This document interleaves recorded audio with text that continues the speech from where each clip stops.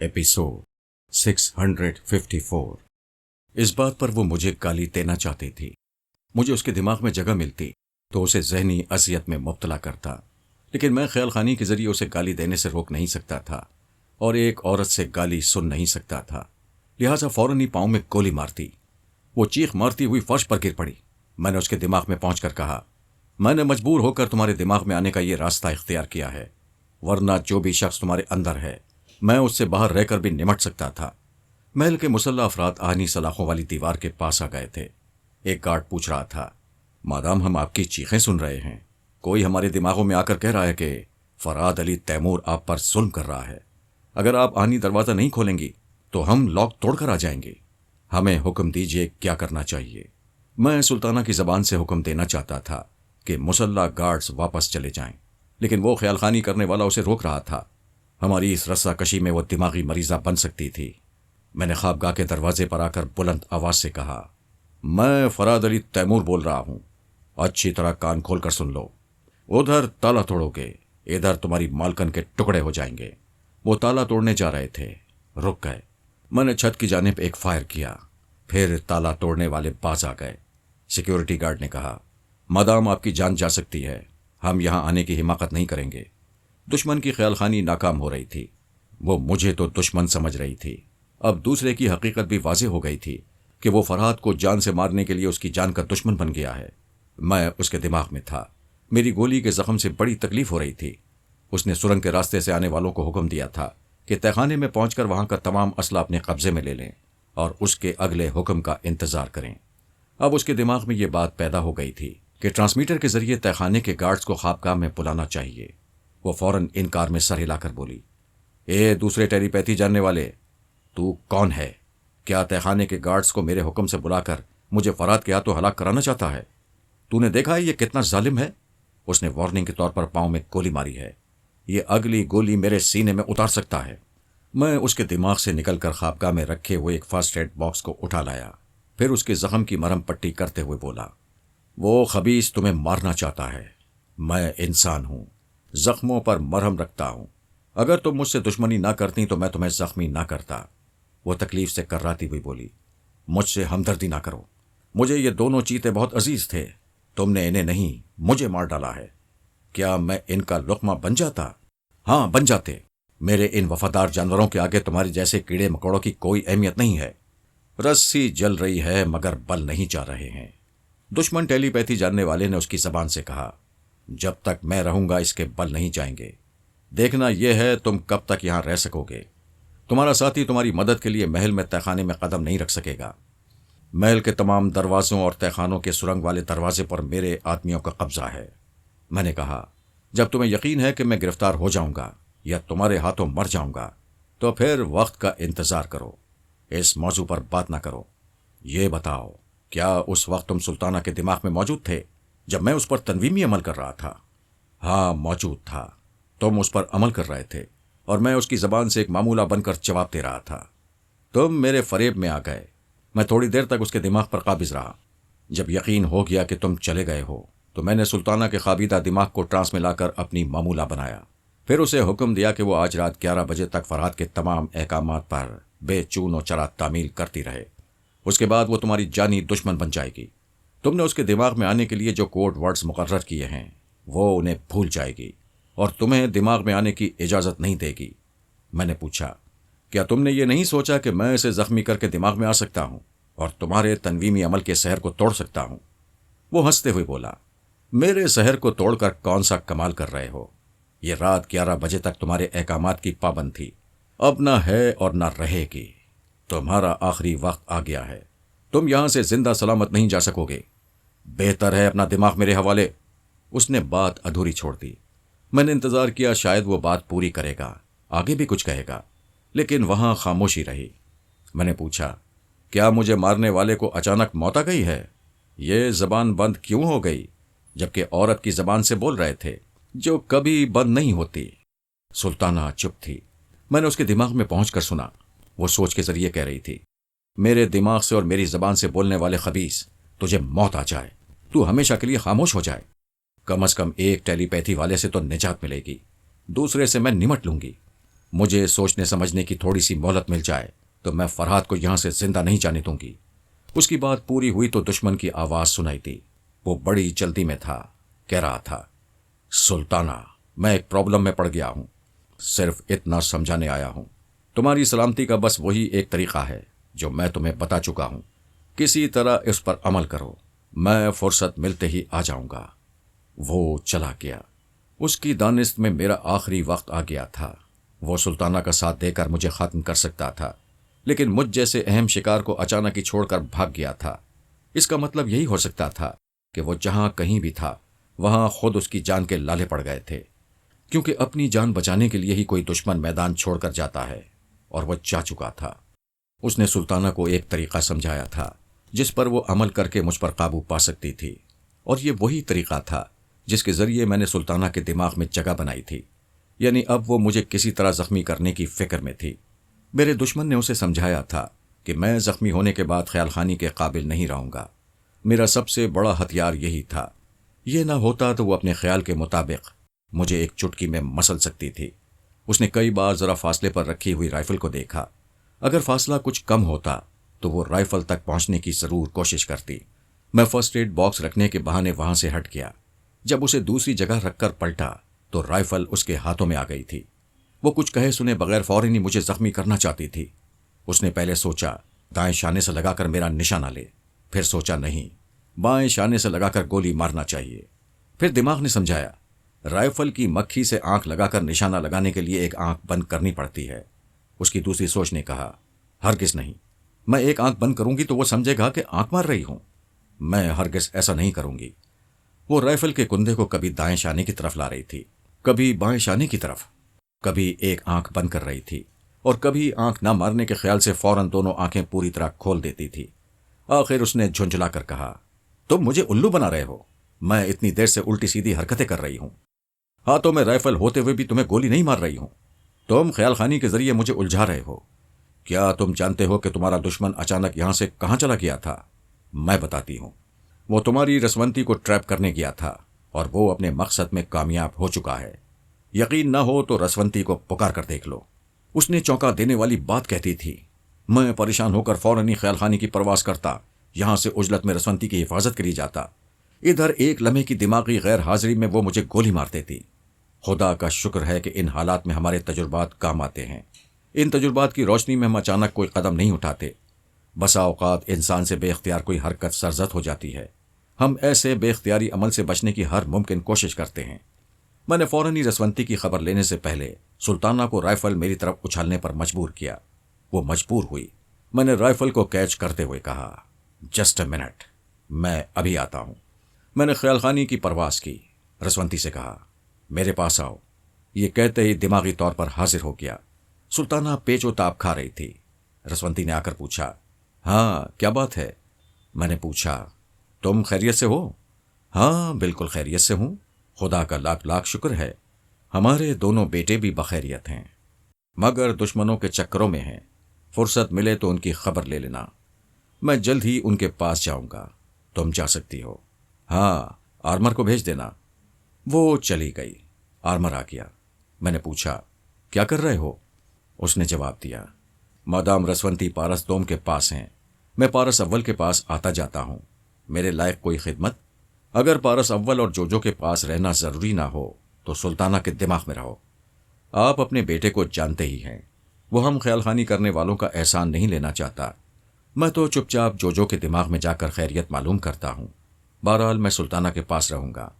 میں نے آرمر کو بتایا، وہ خیال خانی کرنے والا دشمن ابھی سلطانہ کے دماغ میں نہیں ہے، لیکن کسی وقت بھی آ سکتا ہے اور کوئی نئی چال چل سکتا ہے، تم مجھے سلطانہ کے چور خیالات سے آگاہ کرتے رہو۔ وہ اس کے دماغ میں چلا گیا۔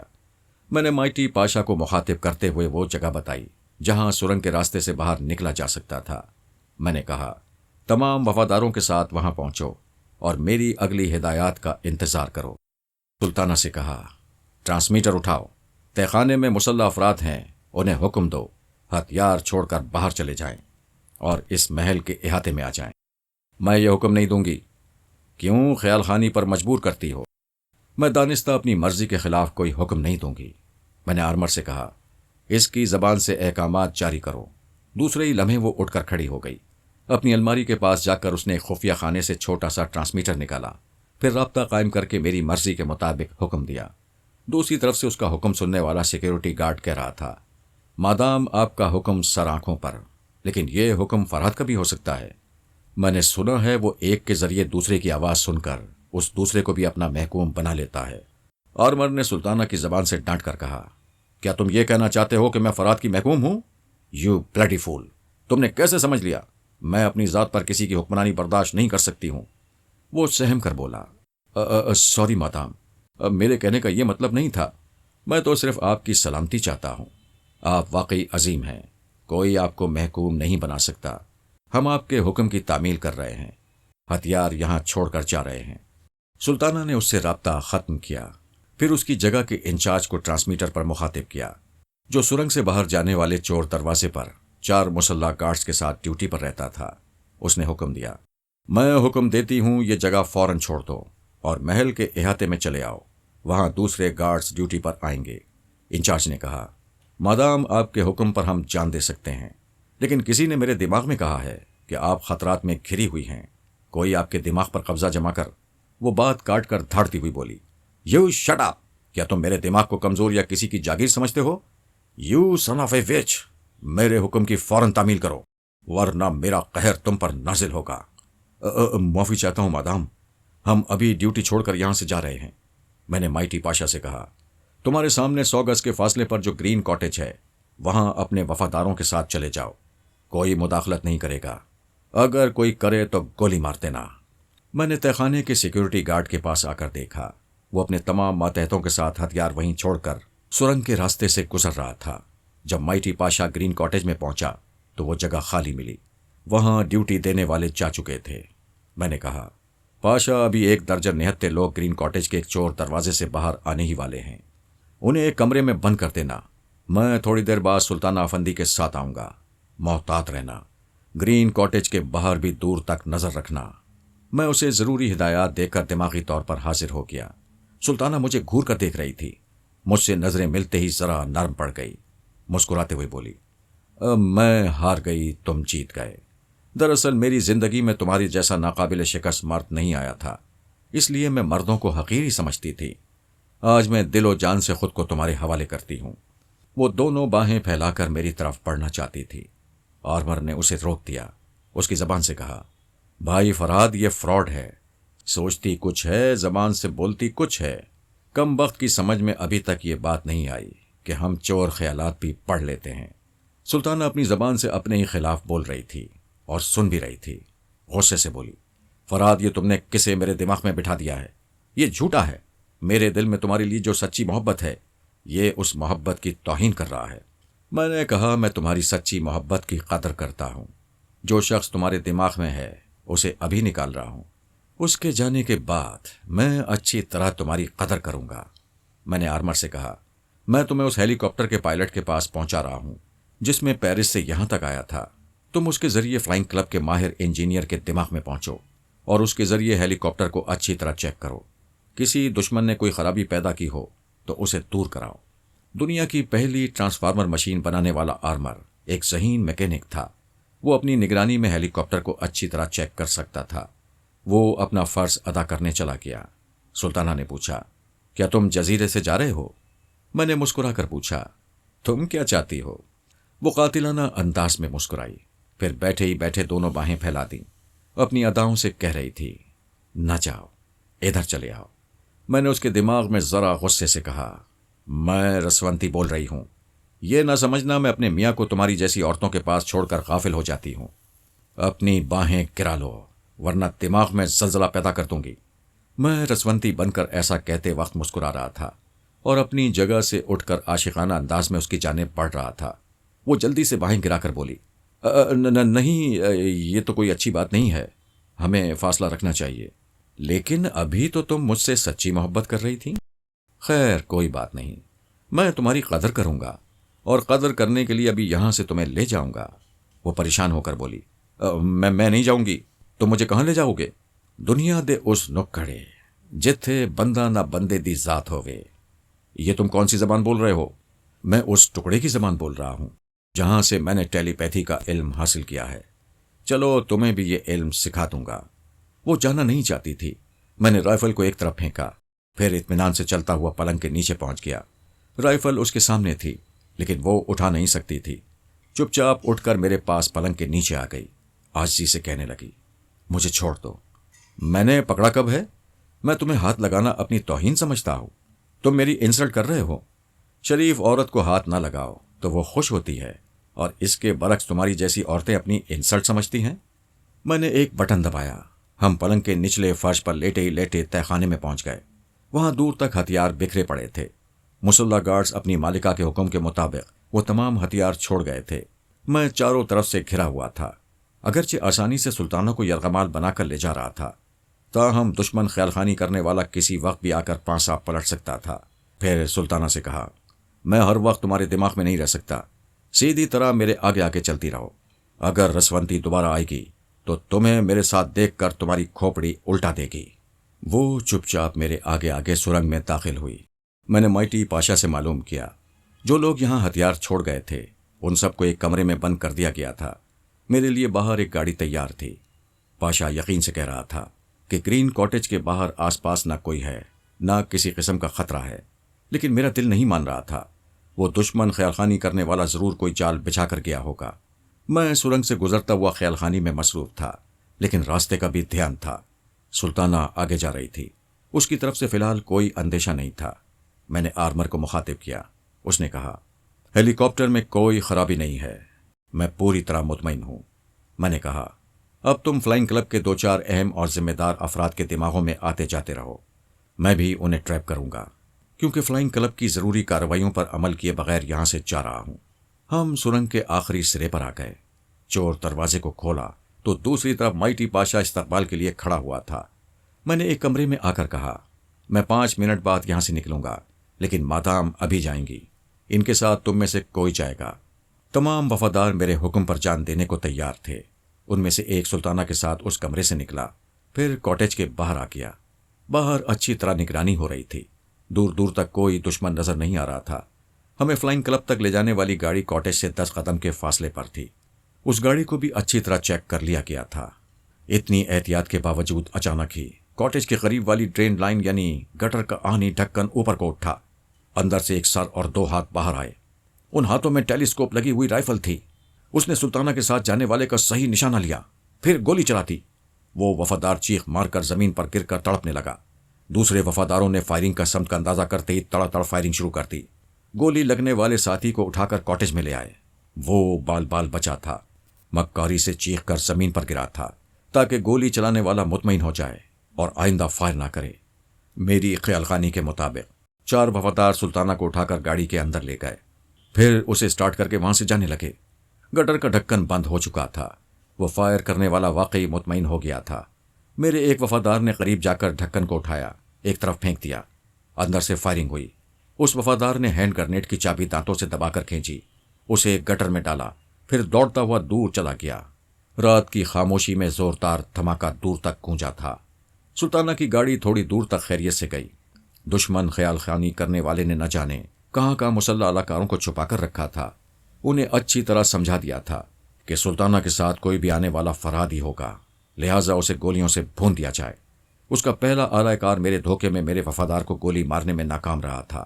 دوسرے اعلی کار اب سلطانہ کی گاڑی پر فائرنگ کر رہے تھے۔ اسے ہاتھوں سے نکلتے دیکھ کر انہوں نے بھی کئی بم کے دھماکے کیے۔ ظاہر ہے ان حالات میں گاڑی بچ نہیں سکتی تھی۔ دھماکوں سے اس کے چیتڑے اڑ گئے۔ میں نے سلطانہ اور 4 وفاداروں کے دماغ میں پہنچنے کی ناکام کوششیں کیں، پھر چند ساتوں کے لیے ماتمی انداز میں سر کو جھکا لیا۔ یہ محض رسمی نہیں تھی، مجھے اپنے وفاداروں کی موت کا دلی صدمہ پہنچ رہا تھا، اور ایسے وقت مادام سلطانہ آفندی کے لیے ایک ذرا افسوس نہیں ہو رہا تھا۔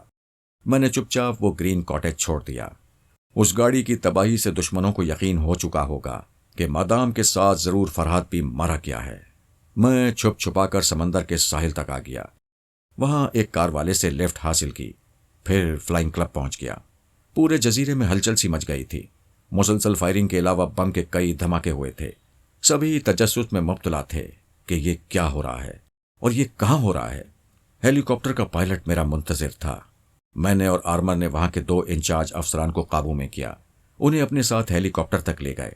میں دونوں سے مصافحہ کر کے اس میں سوار ہوا۔ میرے ہیلی کاپٹر نے پرواز شروع کر دی۔ دوسرے ذمہ دار لوگ دوڑتے ہوئے آ رہے تھے، افسران سے کہہ رہے تھے یہ غیر قانونی پرواز ہے۔ ان میں سے ایک افسر نے کہا ہم نادان نہیں ہیں، ہم بھی غیر قانونی پرواز کو سمجھتے ہیں، پھر آپ نے پرواز کی اجازت کیوں دی؟ دوسرے افسر نے جواب دیا ہم فلائنگ کلب کے افسران ہیں، یہاں سے کسی بھی ہیلی کاپٹر کو جانے سے روک سکتے ہیں لیکن خیال خانی کی پرواز کو نہیں روک سکتے، کیونکہ ٹیلی پیتھی کا طیارہ ہمیشہ دماغوں کے رن وے سے پرواز کرتا ہے اور اس کے لیے کوئی قانون نہیں ہے۔ ان کی بحث کے دوران میرا ہیلی کاپٹر جزیرے سے بہت دور نکل گیا تھا۔ میں اور آرمر وہاں کے تمام افسرانوں کے دماغ میں پہنچ رہے تھے، جس کے نتیجے میں وہ آس پاس کے دوسرے ممالک کو اس غیر قانونی پرواز کی اطلاع نہیں دے پا رہے تھے۔ میں نے پاشا سے کہا اب اپنے اپنے گھروں میں جا کر آرام کرو۔ جن 4 وفاداروں نے میرے لیے جان دی ہے ان کے وارثوں کو صبح تک $1,00,000 ادا کر دینا۔ میں جزیرے سے نکل چکا ہوں۔ وہ پریشان ہو کر بولا جناب آپ کے جانے کے بعد یہاں کے پولیس والے اور دوسرے خیال خانی کرنے والے مجھے زندہ نہیں چھوڑیں گے۔ تم جزیرے کے سب سے بڑے بدماش کہلاتے ہو اور سب سے زیادہ ڈرپوک ہو۔ جناب میں پہلے ڈرپوک نہیں تھا، آپ نے میری توقع سے زیادہ دولت اور ہیرے جواہرات دیے ہیں۔ اب یہ سوچ کر ڈرتا ہوں کہ مر جاؤں گا تو اتنی ساری دولت کا کیا بنے گا۔ میں نے ہنستے ہوئے کہا فکر نہ کرو، تم میں سے کسی وفادار پر آنچ نہیں آئے گی۔ میں نے آرمر سے کہا اب میں اپنے دونوں بیٹوں کی خبر لوں گا، تم ذرا مائٹی پاشا اور دوسرے وفاداروں کا خیال رکھنا، انہیں پریشان کرنے والوں کو فرات بن کر سمجھانا کہ جزیرے میں جو کچھ ہوا ہے اس کا ذمہ دار فرات تھا، اس کے باقی ساتھیوں کو قانونی گرفت میں نہ لایا جائے ورنہ اس جزیرے میں دن رات تباہیاں آتی رہیں گی۔ میں اسے ضروری ہدایات دے کر دماغی طور پر حاضر ہو گیا۔ ہیلی کاپٹر یونان کی سرحد پار کر رہا تھا۔ میں جلد ہی پیرس پہنچنے والا تھا۔ وہاں کے ذمہ دار افسران کو اپنی آمد کی اطلاع دینے کے بعد سوچا کہ پیرس کی رہائش گاہ میں پہنچ کر آرام سے دونوں بیٹوں کے پاس جاؤں گا۔ ویسے بھی ان دونوں کی ضد اور حوصلوں نے یہ اچھی طرح سمجھا دیا تھا کہ مجھے ان کی فکر نہیں کرنی چاہیے۔ ایلفریڈ مونو کھانے کے بعد پی رہا تھا اور پارس جوجو کو بور کر رہا تھا۔ بڑے سرور میں کہہ رہا تھا میں جنات کے وجود کو تسلیم نہیں کرتا، اگر وجود ہوا بھی تو میں خود ہی بہت بڑا جن ہوں۔ استنبول کے بڑے بڑے سورما میرا نام سن کر کانپ جاتے ہیں۔ تم فکر نہ کرو، میں تمہاری بیوی پر جن کا سایہ نہیں رہنے دوں گا، اسے بھگا دوں گا۔ پارس نے ایلفریڈ سے کہا کہ جوجو پر کسی کا سایہ ہے، شاید کوئی جن اس پر عاشق ہو گیا ہے، اسی لیے اس کے شوہر کو بھی پاس آنے نہیں دیتا۔ ایلفریڈ بلا کا عیاش تھا، جوجو کو دیکھ کر مچل رہا تھا۔ اس نے موقع سے فائدہ اٹھا کر کہا میں جوجو کے پاس جاؤں گا اور اس جن کو بھگا دوں گا۔ پارس نے کچھ سوچ کر ہی اس کے سامنے جنات کا مسئلہ چھیڑا تھا۔ اس نے کہا مسٹر مونوزو، آپ جانتے ہیں ہمیں شراب سے نفرت ہے، لہٰذا ہم خوابگاہ میں جا رہے ہیں۔ وہ ہنستے ہوئے بولا میرے بغیر جاؤ گے تو وہ جن اٹھا کر پٹکے گا۔ پارس نے کہا خوابگاہ کا دروازہ کھلا رہے گا، تمہارے آنے کے بعد بند ہوگا۔ وہ جوجو کے ساتھ جانے لگا۔ ایلفریڈ مونوزو نے کہا میں یہاں تمہارے بغیر نہیں رہ سکوں گا، ابھی 10-15 منٹ میں آ رہا ہوں۔ پارس نے خوابگاہ میں آ کر جوجو سے کہا آرام سے بستر پر لیٹ جاؤ۔ وہ کہنے لگی مجھے ڈر لگ رہا ہے، یہ آدمی اچھا نہیں ہے، ابھی یہاں آنے کو کہہ رہا تھا۔ آنے دو، میں اس کے سر سے عیاشی کا جن اتار دوں گا۔ تم اطمینان سے لیٹ کر آنکھیں بند کرو اور دماغ کو ہدایات دے کر سو جاؤ۔ اس نے مسکرا کر پارس کو دیکھا، پھر آرام سے لیٹ کر آنکھیں بند کر لیں۔ پارس نے ٹیلی فون کا ریسیور اٹھا کر بابا صاحب کے ادارے کا ایک نمبر ڈائل کیا۔ وہ نمبر صرف فرحات کی فیملی کے لیے مخصوص تھا۔ سراغ لگانے والے یہ معلوم نہیں کر سکتے تھے کہ وہ نمبر کس کا ہے اور پیرس کے کس علاقے میں بات کی گئی ہے۔ جلد ہی رابطہ قائم ہو گیا۔ پومی کی آواز سنائی دی۔ پارس نے کہا میں ہوں علی تیمور، آپ انکل آرمر سے رابطہ کرا دیں۔ شکریہ، یہ کہہ کر اس نے ریسیور رکھ دیا۔ 1 منٹ کے اندر ہی پارس نے پہلے سانس روکی، پھر کوڈ ورڈز دریافت کیے۔ آرمر نے کہا یور انکل ٹو کس یور مائنڈ۔ کیا بات ہے بیٹے؟ انکل میں جوجو کو لے کر استنبول پہنچ گیا ہوں، آپ فوراً فرانسیسی سفیر سے رابطہ قائم کریں، اس کو بتائیں کہ ہم استنبول میں ایلفریڈ کے مہمان ہیں، لیکن ہمارا میزبان شیطان ہے، کسی وقت بھی بات بگڑنے والی ہے۔ سفیر صاحب پولیس کے اعلیٰ افسران کو یہاں بھیج کر جوجو کو بحفاظت اپنی رہائش گاہ میں بلا سکتے ہیں اور اسے یہاں سے آپ کے پاس بھیج سکتے ہیں۔ اور تم، کیا تم نہیں آؤ گے؟ میں کچھ دنوں بعد آؤں گا۔ تمہارے پاپا کہاں ہیں؟ تم جزیرے سے کیسے آ گئے اور اب یہاں کیوں نہیں آنا چاہتے؟ یہ سوالات بعد میں بھی کیے جا سکتے ہیں۔ مجھے ٹیلی پیتھی کی صرف اسی حد تک ضرورت تھی۔ میں مجبور تھا۔ فون پر پولیس کے افسران کو یہاں بلاتا تو میرا میزبان محتاط ہو جاتا۔ بہرحال میں آئندہ آپ کو زحمت نہیں دوں گا۔ بیٹے، یہ کیسی غیروں والی باتیں کر رہے ہو؟ اس میں غیریت کی کوئی بات نہیں ہے۔ میں اپنی زندگی اپنے طور پر گزارنا چاہتا ہوں۔ پلیز آپ دیر نہ کریں۔ میرا میزبان ایلفرڈ آ رہا ہے۔ آرمر چلا گیا۔ ایلفرڈ نشے میں جھومتا ہوا خوابگاہ میں آیا، پھر مسکراتے ہوئے بولا، کیا دروازہ بند کر دوں؟ پارس نے کہا، تمہارے گھر کا دروازہ ہے، کھلا رکھو یا بند کر دو، مگر یاد رکھو دروازہ بند ہوگا تو بھاگنے کا راستہ نہیں ملے گا۔ اس نے چونک کر پوچھا، کیا مطلب؟ تم کہنا کیا چاہتے ہو؟ یہی کہ تم جن کو بھگانے آئے ہو۔ دروازہ بند ہوگا تو کہاں سے بھاگے گا؟ وہ زوردار قہقہ لگا کر بولا، جوان تم باتیں ایسی کرتے ہو کہ چکرا کر رکھ دیتے ہو۔ وہ لڑکھڑاتے ہوئے ذرا آگے بڑھا، پھر جوجو کی طرف دیکھ کر بولا، ارے یہ تو سو رہی ہے، بھائی اسے فوراً جگاؤ۔ حسن نیند میں اور قیامت جگا دیتا ہے۔ مسٹر ایلفرڈ، تمہارے بیوی بچے تو ہوں گے؟ بالکل نہیں، کون یہ مصیبت پالتا ہے؟ میں جب چاہتا ہوں شادی رچاتا ہوں، پھر 2-4 دن میں اس شادی کو بھلا کر ایک نئی کر لیتا ہوں۔ اگر تم شادی کرتے تو آج تمہاری بیٹی میری بیوی کی ہم عمر ہوتی۔ یہ کیا بکواس ہے؟ نہ میری بیوی ہے نہ بیٹی ہے، نہ میں کسی لڑکی کی عمر پوچھتا ہوں، بس آم کھاتا ہوں، پیڑ نہیں گنتا۔ آج سے تم گنو گے، دوسروں کی بہنوں اور بیٹیوں کی عزت بھی کرو گے، اور آج کے بعد تم مہمان نوازی کے بہانے کسی مہمان کی عزت سے نہیں کھیلو گے۔ وہ ہنستے ہوئے بولا، کیا تم میری آئندہ زندگی کا ٹائم ٹیبل بنا رہے ہو؟ ہاں، میں چاہتا تو استنبول کے فلائنگ کلب میں ہی تم سے الگ ہو جاتا اور بیوی کے ساتھ کسی ہوٹل میں قیام کرتا، لیکن میں نے سوچا ایک تو دشمن میرے پیچھے ہیں، ہوٹل میں قیام کرنا مناسب نہ ہوگا، دوسرے تم عیاش ہو، آج سے تمہارا مزاج بدلنا ہوگا۔ وہ قہقہ لگاتے ہوئے ایک طرف سے دوسری طرف جاتے ہوئے بولا، تم تو اتنے اعتماد سے کہہ رہے ہو جیسے اپنے باپ کے گھر میں ہو۔ ابے الو کے پٹھے، یہ میرا محل ہے، میرا قلعہ ہے، ایک چونٹی بھی اندر نہیں آ سکتی، اور تمہارے جیسے چونٹے میری اجازت کے بغیر باہر نہیں جا سکتے۔ وہ پلٹ کر دروازے کی طرف جانا چاہتا تھا۔ پارس نے ایک الٹا ہاتھ منہ پر جما دیا۔ وہ اپنا توازن قائم نہ رکھ سکا، ایک صوفے سے جا کر ٹکرایا، پھر اس صوفے کے ساتھ فرش پر گر پڑا۔ ایک ہی ہاتھ میں نشہ ہرن ہو گیا۔ وہ ایک نوجوان سے فولادی چوٹ کھانے کی توقع نہیں کر سکتا تھا۔ اس کی ناک اور بانچوں سے خون رسنے لگا تھا۔ پہلے تو اس نے آنکھیں پھاڑ پھاڑ کر پارس کو دیکھا، پھر آستین سے لہو پونچھتے ہوئے کہا، تو نے مجھ پر ہاتھ اٹھا کر اپنی موت کو دعوت دی ہے، تو یہاں سے زندہ نہیں جائے گا۔ وہ تکلیف سے کرراتا ہوا فرش پر سے اٹھا، دوسری بار دروازے کی طرف جانا چاہتا تھا۔ پارس نے پیچھے سے کالر پکڑ کر کہا، میں دوسرا ہاتھ جماؤں گا تو مر جاؤ گے۔ وہ خود کو چھڑانے کی ناکام کوشش کرتے ہوئے بولا، تم مجھے کتنی دیر تک روک سکو گے؟ تمہیں دروازہ کھولنا ہی ہوگا۔ میں نے پہلے ہی سمجھایا تھا، سوچ سمجھ کر دروازہ بند کرو، بھاگنے کا راستہ نہیں ملے گا۔ اس کا مطلب ہے وہ جن والی بات جھوٹی تھی؟ بالکل سچی ہے۔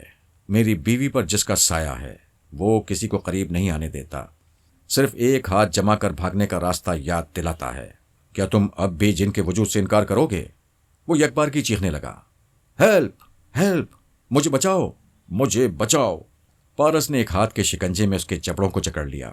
اس کی آواز بند ہو گئی، دیدے پھیلنے لگے۔ اسے یوں لگ رہا تھا جیسے جبڑے آہنی شکنجے میں ہیں اور اب ٹوٹنے ہی والے ہیں۔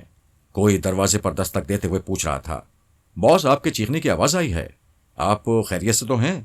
دروازہ کھولیے یا جواب دیجیے۔ پارس نے جبڑوں پر سے گرفت ڈھیلی کر دی، پھر کہا، کسی کو مدد کے لیے بلاؤ گے تو آنے والے تمہاری لاش ہی لے کر جائیں گے۔ اسے پارس کی قوت اور بے رحمی کا اندازہ ہو گیا تھا۔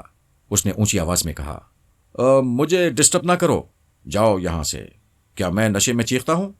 کیا تم لوگ سمجھتے ہو کہ میں نشے میں ہوں؟ دروازے کے اس پار جاتے ہوئے قدموں کی آواز سنائی دی۔ ایلفرڈ کسیانی ہنستے ہوئے بولا، ہم تو بہت اچھے دوست ہیں، آئندہ بھی اچھے دوست بن کر رہ سکتے ہیں۔ بھائی غلطی ہر انسان سے ہوتی ہے، بلکہ ہر پینے والا تھوڑی بہت بدماشی کرتا ہے، پھر ہوش میں آ کر توبہ کر لیتا ہے۔ میں ہوش میں آ گیا ہوں، تم آرام کرو، مجھے جانے دو۔ ایسی جلدی بھی کیا ہے، آرام سے صوفے پر بیٹھو اور اپنے پچھلے گناہوں کو یاد کرو۔ تم نے اپنی دولت سے اور کرائے کے بدماشوں سے کتنی ہی معصوم لڑکیوں کو اٹھوایا ہے۔ تمہارے جیسا شیطان 2-4 لات گھونسے کھا کر انسان نہیں بن سکتا۔ تم میرے ساتھ کیا سلوک کرنا چاہتے ہو؟ اس سے بدتر سلوک اور کیا ہو سکتا ہے کہ تم اپنے گھر میں بے بس ہو، اپنی دولت سے اور مسلح محافظوں سے مدد حاصل نہیں کر سکتے۔ تم اپنی خوابگاہ میں آنے والی مجبور لڑکیوں سے زیادہ مجبور ہو۔ میں نے تمہاری پٹائی کی، تم کمزور عورتوں کی طرح مار کھا کر رہ گئے۔ ہاں، تم درست کہتے ہو، لیکن تم کب تک غالب رہو گے؟ ابھی نہ صحیح صبح تو دروازہ کھولنا ہی ہوگا۔ تم مجھے کب تک مجبور قیدی بنا کر رکھو گے؟ ایک شرم والے کی بے عزتی تنہائی میں بھی ہو تو وہ شرم سے مر جاتا ہے، مگر تم انتظار کر رہے ہو کہ دروازہ کھلے گا تو مسلح محافظوں کے سامنے میں تمہارا کچھ نہیں بگاڑ سکوں گا۔ وہاں تمہاری عزت رہ جائے گی اور تم مجھ سے انتقام لے سکو گے، لیکن تمہاری عزت نہیں رہے گی۔ تمہارا بگڑا ہوا حلیہ لوگوں کو بتائے گا کہ آج رات تم نے کسی لڑکی کو نہیں، اپنی بد نصیبی کو خوابگاہ میں بلایا تھا۔ وہ کہنے لگا، مجھے رپورٹ ملی ہے کہ تم نے خوابگاہ میں آ کر فون کے ذریعے پیرس میں کسی سے رابطہ قائم کیا تھا، لیکن لائن کٹ گئی اور اس کے بعد تم نے دوبارہ فون نہیں کیا۔ میری سمجھ میں نہیں آتا کہ تم کس بنا پر مجھے یہاں قید کر رہے ہو، جبکہ تمہیں کہیں سے امداد نہیں پہنچے گی۔ پارس نے اس کے منہ پر ایک کپڑا ٹھونسنا چاہا۔ وہ انکار میں جد و جہد کرنے لگا۔ پارس نے سر کے بالوں کو مٹھی میں جکڑا تو اس نے چیخنے کے لیے منہ کھولا۔ چیخ نکلنے سے پہلے ہی کپڑا منہ میں بھر گیا۔ ایک دوسرا کپڑا اس کے منہ سے باندھ دیا گیا۔ وہ کپڑے کو کھولنے کے لیے اپنا ہاتھ استعمال کرنا چاہتا تھا۔ پارس نے اس کا ہاتھ پیچھے کی طرف موڑا۔ وہ چپ چاپ خود کو بندھوانا نہیں چاہتا تھا، رہائی پانے کے لیے بھرپور جد و جہد کر رہا تھا، لیکن ناکام ہو رہا تھا۔ اس کے دونوں ہاتھ بھی پشت پر بندھ گئے۔ پارس اسے دھکا دیتا ہوا باتھ روم میں لے گیا۔ وہاں شیو کرنے کا سامان رکھا ہوا تھا۔ اس نے بلیڈ سے اس کا آدھا سر مونڈ دیا، آدھی مونچھ صاف کر دی، قمیض کو جگہ جگہ سے پھاڑ دیا، پتلون کو گھٹنے سے پھاڑ کر الگ کر دیا۔ وہ گڑ گڑا کر کہہ رہا تھا، مجھے معاف کر دو، میں اس ہولیے میں باہر نہیں جا سکوں گا، کسی کو منہ نہیں دکھا سکوں گا۔ تمہیں شرم دلانے کا یہی ایک راستہ رہ گیا تھا۔ تم چاہو تو اب باہر جا سکتے ہو یا اسی خوابگاہ میں چھپ کر رہ سکتے ہو۔ دروازے پر دستک ہونے لگی۔ پارس اسے باتھ روم سے نکال کر خوابگاہ میں لایا، پھر دروازے کے پاس آ کر پوچھا، کون ہے؟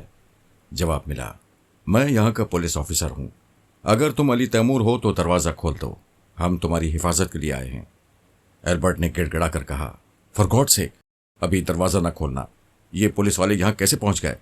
میں باتھ روم میں چھپنے جا رہا ہوں۔ اس کے جانے سے پہلے ہی پارس نے دروازہ کھول دیا۔ پولیس والوں کے پیچھے ایلفرڈ کے محافظ بھی تھے، مگر پولیس افسر نے انہیں نہتہ کر دیا تھا۔ کسی کے پاس ہتھیار نہیں تھا۔ وہ سب اپنے باس کو شدید حیرانی سے دیکھ رہے تھے۔ پولیس افسر نے بھی تعجب سے پوچھا، مسٹر ایلفرڈ، کیا یہ آپ ہیں؟ پارس نے کہا، جی ہاں، یہ عیاش میری بیوی کی خوابگاہ میں آیا تھا، میں اسے عبرت کا سامان بنا کر باہر بھیج رہا ہوں۔ ایلفرڈ نے غصے سے دھڑتے ہوئے کہا، یہ تمہاری بیوی کی نہیں، میری خوابگاہ ہے، یہ میرا محل ہے، تم نے میرے ہی گھر میں گھس کر مجھ پر زیادتی کی ہے، مجھے ذلیل کرنے کے لیے میرا یہ حلیہ بنا دیا ہے۔ میں ایک شریف اور معزز شہری ہوں، قانون تمہیں اس زیادتی کی سزا دے گا۔ اچھا ہوا جو پولیس وقت پر آ پہنچی، ورنہ یہ مجھے جان سے مار ڈالتا۔ آفیسر، اسے ہتھ کڑی پہنا دو۔ پولیس آفیسر نے کہا، ہتھ کڑی تمہیں پہنائی جائے گی، تم ان میاں بیوی کو جزیرے سے غیر قانونی طور پر لائے ہو۔ یہاں کے فلائنگ کلب میں ان کے جعلی کاغذات موجود ہیں، ان کاغذات پر تمہارے دستخط ہیں اور یہ تمہارے ہیلی کاپٹر میں آئے ہیں۔ ایلفرڈ بوکھلا کر پولیس والوں کو دیکھ رہا تھا، پھر جلدی سے بولا، اب میرا خیال ہے ہمیں گھر کا معاملہ گھر میں ہی نمٹا لینا چاہیے۔ آفیسر، میں آپ سے تنہائی میں بات کرنا چاہتا ہوں، آپ کی کچھ خدمت کرنا چاہتا ہوں۔ آفیسر نے کہا، میں تمہاری خدمات حاصل کیے بغیر تمہاری غلطی معاف کرتا ہوں اور ان دونوں کو حراست میں لے کر جا رہا ہوں۔ اگر تم مسٹر علی تیمور کی زیادتیوں کے خلاف رپورٹ درج کراؤ گے تو تمہارے خلاف بھی۔ وہ جلدی سے بات کاٹ کر بولا، میں کسی کے خلاف کوئی رپورٹ نہیں درج کراؤں گا، آپ میرے اس مہمان کو بلائے جان کو لے جائیں، بڑی مہربانی ہوگی۔ خوابگاہ کا دروازہ کھلنے کے ساتھ ہی جو بیدار ہو گئی تھی۔ وہ پارس کے ساتھ پولیس والوں کی حفاظت میں وہاں سے نکلی۔ راستے میں پوچھا، ہم کہاں جا رہے ہیں؟ پولیس آفیسر نے کہا، ہمیں اوپر سے احکامات ملے ہیں، آپ دونوں اس کے مطابق فرانس کے ایک مشہور تاجر کے ہاں رات گزاریں گے، کل آپ دونوں کو پیرس بھیج دیا جائے گا۔ پارس نے کہا، صرف میری شریک حیات پیرس جائیں گی، میں کچھ روز یہاں قیام کروں گا۔ جو نے پوچھا، کیا تم یہاں رہو گے؟ کیا تم سمجھتے ہو میں تمہیں چھوڑ کر چلی جاؤں گی؟ ہم اس مسئلے پر کہیں اطمینان سے بیٹھ کر باتیں کریں گے، ابھی خاموش رہو۔ میں خاموش نہیں رہوں گی۔ تم نے یہ کیسے کہہ دیا کہ میں جاؤں گی اور تم رہ جاؤ گے؟ میں نے غلطی سے کہہ دیا تھا، مجھے معاف کر دو۔ وہ خوش ہو کر تالی بجانے کے انداز میں ہتھیلیوں کو ملاتے ہوئے بولی، بڑے 30 مار خاں بنتے تھے، کبھی مجھ سے معافی نہیں مانگتے تھے، آج منگوا لی نا؟ افسر نے حیرانی سے جوجو کو دیکھا، پھر پارس سے کہا، آپ کی وائف ایک ننھی بچی کی طرح گفتگو کرتی ہیں؟ پارس نے کہا، آپ کو یقین نہیں آئے گا، یہ سچ مچ ننھی سی بچی ہے۔ کیا آپ ایک پولیس افسر کو احمق سمجھتے ہیں؟ پارس نے اس سلسلے میں بحث نہیں کی۔ اگر وہ تھوڑی دیر تک جوجو کے ساتھ رہتا تو اس کی باتوں اور حرکتوں کو دیکھ کر یقین کر لیتا، لیکن وہ جلدی سے فرانس کے تاجر کے ہاں پہنچ گئے۔ تاجر نے بڑی گرم جوشی سے استقبال کرتے ہوئے کہا، مسٹر علی تیمور، مجھ ناچیز کو البرٹو کہتے ہیں، آپ نے میرے غریب خانے میں آ کر میری عزت بڑھا دی ہے، تشریف لائیے۔ پارس اور جوجو اس کے ساتھ ایک شاندار بنگلے میں داخل ہوئے۔ پولیس والے رخصت ہو گئے۔ پارس نے کہا، مسٹر البرٹو، کوئی تکلف نہ کرنا، ہم تھکے ہوئے ہیں اور رات کے 2 بج چکے ہیں، ہم سیدھے کسی بیڈ روم میں جا کر سو جائیں گے۔ انہیں ایک خوبصورتی سے سجی ہوئی خوابگاہ میں پہنچا دیا گیا۔ پارس نے دروازے کو اندر سے بند کرنے کے بعد کہا، جو تم دیکھ رہی ہو، دشمن نے ہمیں کتنی چالاکی سے اغوا کیا تھا، جزیرے میں تمہیں پہنچا کر کس طرح انجیکشن کے ذریعے پاگل بنا دیا تھا۔ اگر میں ان کا مقابلہ نہ کرتا تو وہ تمہیں جان سے مار ڈالتے۔ کیا تم برے حالات کو سمجھ رہی ہو؟ وہ کہنے لگی، جو برا کرتا ہے اس کے برے حالات ہوتے ہیں، ہم تو نیک بچے ہیں، ہمارے نیک ہونے سے دشمن اپنی دشمنی سے باز نہیں آئیں گے۔ وہ تمہیں مار ڈالنا چاہتے ہیں یا تمہیں میری کمزوری بنا کر اپنے مقصد کے لیے مجھے ٹریپ کرنا چاہتے ہیں۔ ہم انہیں سمجھائیں گے کہ اچھے بچے ایسی حرکتیں نہیں کرتے۔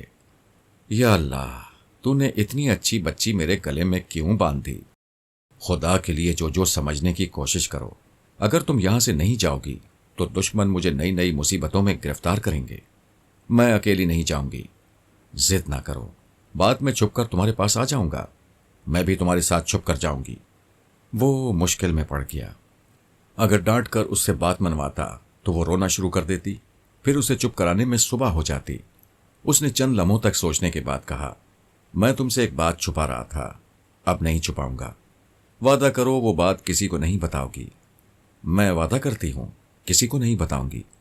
دیکھو، اصل بات یہ ہے کہ ہم دونوں ایک ہی طیارے میں جائیں گے، لیکن میں دوسرے بھیس میں رہوں گا، کسی دشمن کو تمہارے قریب نہیں آنے دوں گا۔ وہ خوش ہو کر بولی، پھر تو بڑا مزہ آئے گا، تم دوسرے بھیس میں رہو گے، دشمن تمہیں پہچان نہیں سکیں گے، سب الو بن جائیں گے، لیکن میں تمہیں کیسے پہچانوں گی؟ تم طیارے میں پہچاننا چاہو گی تو بھید کھل جائے گا۔ میں پیرس پہنچ کر میک اپ اتاروں گا، وہاں سے ہم ایک کار میں بیٹھ کر بابا صاحب کے ادارے میں جائیں گے، وہاں ہم ساری زندگی ساتھ رہیں گے، میں تمہیں کہیں جانے نہیں دوں گی۔ بھلا میں تمہیں چھوڑ کر کہاں جاؤں گا؟ میری دنیا تم ہو، میری زندگی تم ہو، لیکن ایک بات یاد رکھنا، طیارے میں مجھے تلاش نہ کرنا، میں کوئی نادان لڑکی نہیں ہوں۔ کیا اتنا نہیں جانتی کہ تمہیں تلاش کروں گی اور ڈھونڈ نکالوں گی تو دشمن پہچان لیں گے اور ہم دونوں کو نقصان پہنچائیں گے؟ دشمن تو گندے بچے ہوتے ہیں نا۔ ارے واہ، تم بہت زیادہ سمجھدار ہو گئی ہو۔ وہ خوش ہو گئی، دوسرے دن جانے کے لیے راضی ہو گئی۔ پارس نے اپنے میزبان تاجر البرٹو کو سمجھا دیا تھا کہ وہ جو کے سامنے بھیس بدل کر بظاہر رخصت ہو جائے گا، جب وہ چلی جائے گی تو واپس آ جائے گا۔ آرمر نے اس کے پاس آ کر کہا، جو پیرس پہنچ کر تمہیں نہیں پائے گی تو دن رات روتی رہے گی اور ہمیں پریشان کرتی رہے گی۔ پارس نے کہا، ادارے کے جو نوجوان میری ڈمی بننے کی صلاحیت رکھتے ہیں، ان میں سے کسی کو پارس بنا کر جو کو پہلایا جا سکتا ہے۔ وہ ڈمی پیرس ایئرپورٹ پر موجود رہے گا اور جو کے ساتھ ایسا رول ادا کرے گا جیسے پارس اسی طیارے میں آیا ہو، اور اب اس کے ساتھ ادارے میں جا کر ساری زندگی ساتھ رہے گا اور اسے چھوڑ کر نہیں جائے گا۔ پارس کو اس بات کا اندیشہ نہیں تھا کہ ایک ڈمی پارس ادارے میں جو کے ساتھ طویل عرصہ گزارے گا تو دنیا بدنام کرے گی۔ ادارے کے تمام افراد جو کی دلہن بننے کے بعد بھی اس کے بچکانہ ذہن اور معصومیت کو اچھی طرح سمجھتے تھے۔ بہرحال دوسرے دن پارس اور جو اپنے میزبان کے ہاں سے 2 الگ گاڑیوں میں روانہ ہوئے۔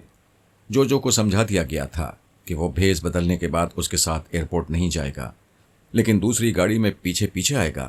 اب پیرس کے ایئرپورٹ پر ہی اس سے ملاقات ہوگی۔ اس طرح اس نے جو کو سمجھا منا کر رخصت کر دیا۔ البرٹو نے کہا، مجھے خوشی ہے کہ آپ یہاں رہ کر مجھے مہمان نوازی کا موقع دے رہے ہیں۔ پارس نے کہا، فرانس کے اعلیٰ حکام نے آپ پر بھروسہ کیا اور ہمیں آپ کے پاس بھیج دیا۔ میں معلوم کرنا چاہتا ہوں کہ مجھے آپ پر کس حد تک اعتماد کرنا چاہیے۔ مسٹر علی تیمور، میں فراز صاحب کی پوری فیملی اور فیملی کی پوری ہسٹری کو جانتا ہوں۔ آپ کی ماما اور پاپا میرے دماغ میں آئیں گے تو ان سے میری اصلیت چھپی نہیں رہے گی۔ اس سے پہلے کہ وہ آپ کو میری اصلیت بتائیں، میں ہی آپ کو بتا دوں کہ میں اپنے ملک کا سیکرٹ ایجنٹ ہوں۔ یہاں ایک تاجر کی حیثیت سے اونچی سوسائٹی میں اور بڑی بڑی سرکاری تقریبات میں مدعو کیا جاتا ہوں۔ آپ جو صاحبہ کے ساتھ نہیں گئے، اس کا کوئی خاص مقصد ہوگا، لیکن آپ مجھ پر اعتماد کریں اور اپنا مقصد بتائیں، میں بہت کام آ سکتا ہوں۔ پارس نے پوچھا، کیا آپ عیسائی ہیں؟ جی ہاں، کٹر کیتھولک ہوں۔ تنظیم والوں سے دوستی ہے؟ ایک سیکرٹ ایجنٹ جس سے دوستی کرتا ہے، اپنے ملک کی مفادات کی خاطر اس سے دشمنی بھی کر لیتا ہے، اور جو دشمن ہوتے ہیں ان سے اپنا کام نکالنے کے لیے دوستی کر لیتا ہے۔ تنظیم والوں سے میری ایسی ہی دوستی ہے۔ یہ دوستی آپ کی خاطر دشمنی میں بدل سکتی ہے۔ میں آپ کے تمام تنظیم والے دوستوں کے متعلق تفصیلی معلومات چاہتا ہوں، اور ایسے تنظیم والوں کے متعلق بھی جن سے دوستی نہ ہو لیکن کسی وجہ سے وہ آپ کی نظروں میں ہو۔